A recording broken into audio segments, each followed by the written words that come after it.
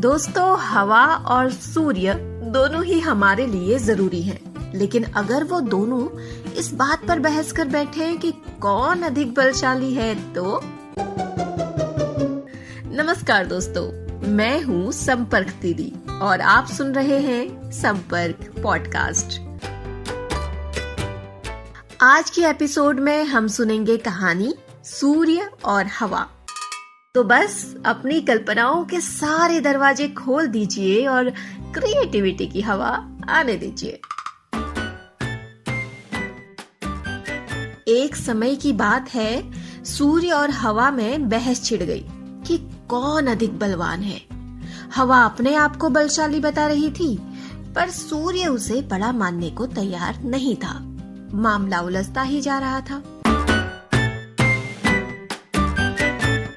तभी उन्हें सामने से एक यात्री आता दिखाई दिया। यात्री को देखकर हवा को एक युक्ति सूझी। उसने सूर्य से कहा, देखो, एक यात्री आ रहा है। हम में से जो भी उसकी चादर उतरवा देगा वही बलशाली होगा। जाओ, तुम बादलों की ओट में छुप जाओ। हवा के ये कहते ही सूर्य बादल की ओट में छुप गया। तो दोस्तों, ये कहानी मैंने कुछ टीचर्स को सुनाई और उनसे पूछा कि यही कहानी अगर वो अपनी क्लास में सुनाते तो बच्चे क्या मजेदार जवाब देते। उनकी कल्पनाओं में इस कहानी का क्या अंत होता? सूर्य और हवा में से कौन आदमी को चादर उतारने पर मजबूर कर देता? सुनते हैं छत्तीसगढ़ के लोमस जी और दीपक जी से कि उनकी कक्षा के बच्चों ने कहानी को क्या अंत दिया है। हवा विजयी हुआ होगा, क्योंकि हवा में इतनी ताकत होती है कि वह पेड़ों को भी उखाड़ सकता है। सूर्य विजयी हुआ होगा, क्योंकि सूर्य का तापमान बहुत अधिक होता है। तो तापमान अधिक होने से यात्री को अपना चादर उतारना पड़ा होगा। चलिए अब सुनते हैं हरियाणा की सुमन जी और नरेश जी से कि उनकी कक्षा के बच्चों ने कहानी का क्या अंत सोचा है। हवा बलशाली है, क्योंकि हवा अपनी ताकत से चादर को उड़ा सकती है। सबसे पहले हवा कहते कि मैं यात्री के कपड़े उतरवाऊंगी, और वो बहुत तेज तेज चलने लग जाती। वह सोचती कि मैं तेज चलूंगी तो इस यात्री के कपड़े उतर जाएंगे। अब सुनिए हिमाचल प्रदेश से निखिल जी और उत्तराखंड से DS तिवारी जी की कक्षा के बच्चों ने क्या सोचा। सूरज ने हवा से कहा कि पहले तुम अपनी ताकत को साबित करो।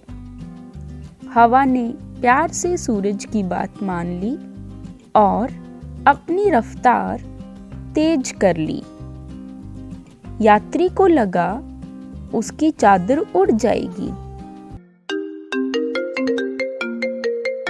हवा चलने पर तो हम कपड़े पहन लेंगे, लेकिन जब सूरज चमकेगा तो गर्मी इतनी हो जाती है कि हम जब अगर कपड़े भी उतार लें तब भी हमको गर्मी लगती है और हम बेचैन हो जाते हैं। इसलिए सूरज हवा की अपेक्षा ज्यादा शक्तिशाली है।